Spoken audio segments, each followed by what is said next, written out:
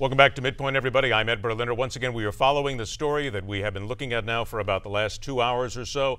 ISIS has a new video that is online. It purportedly shows the execution of the second American hostage, Stephen Sotloff, the young man from South Florida. This, of course, would follow the James Foley execution of 2 weeks ago.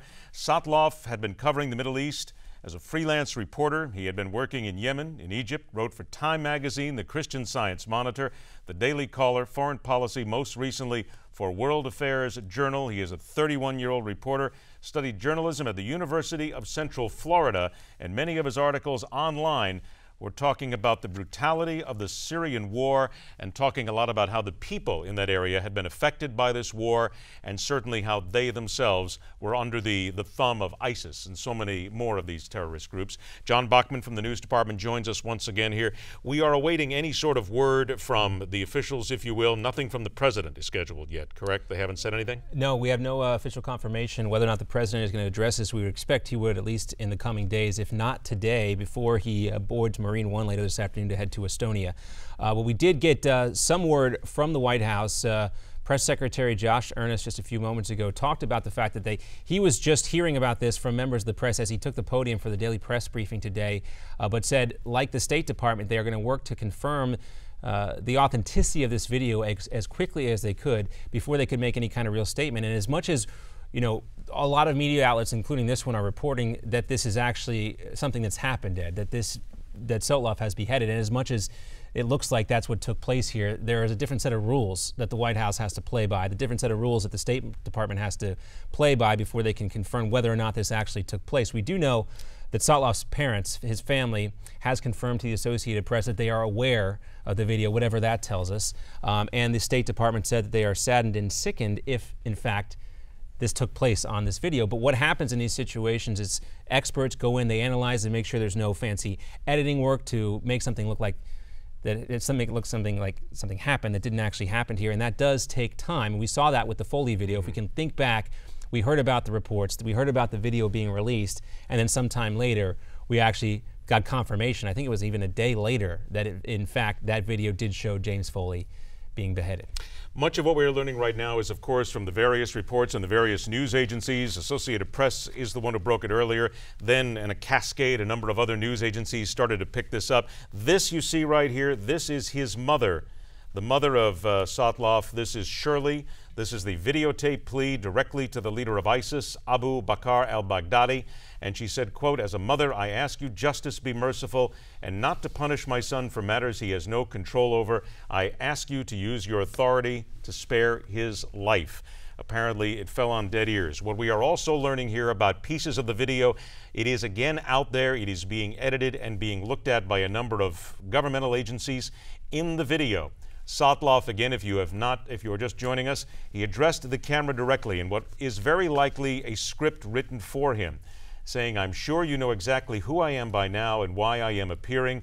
Obama, President Obama, your foreign policy of intervention in Iraq was supposed to be for preservation of American lives and interests, so why is it that I am paying the price of your interference with my life?" Apparently, there is a jihadist standing next to him, holding a knife. Later, the video then cuts to the militant standing next to him who says that as long as U.S. missiles, quote, "continue to strike our people, our knife will continue to strike the necks of your people," unquote. The camera cuts again. The militant appears to kill Sotloff.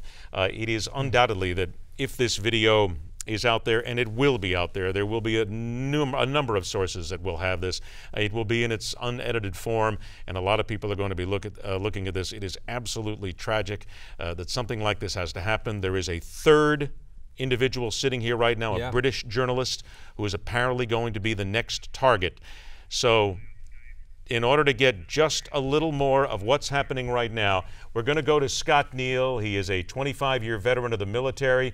He joins us right here now on Newsmax and on MidPoint. Scott, your initial reaction as you hear that the ISIS has executed its second hostage.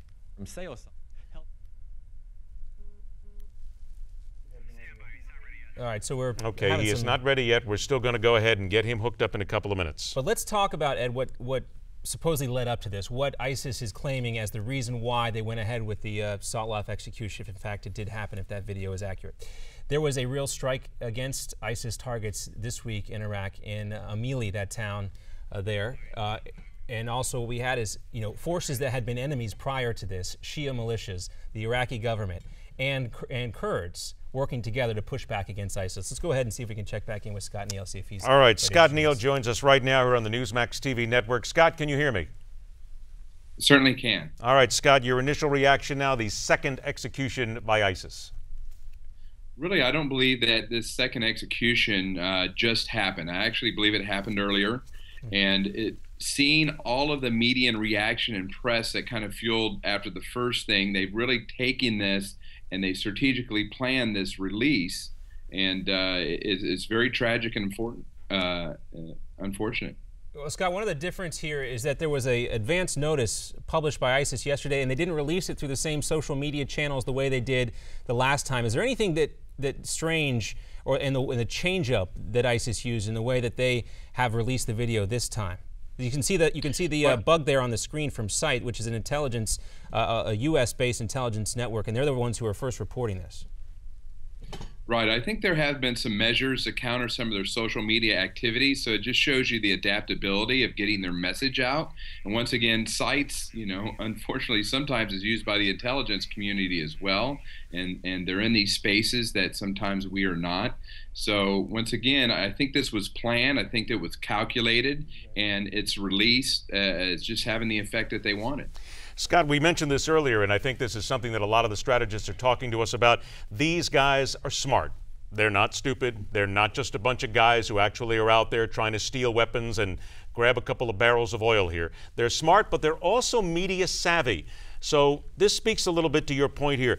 It probably wouldn't shock you then to know that, or at least if we can find out, that Foley was executed, Sotloff was executed, perhaps even this third individual has been executed, and perhaps there are many more sitting and just waiting for them to release them at a proper time, yes? Yes, and they're almost like a business. They're seeing their reach right now, they're calculating it, they're watching the world reaction, the response, and they're also watching their membership increase as well. So by releasing these videos at strategic times, it just plays into their overall recruiting, financing, and narratives.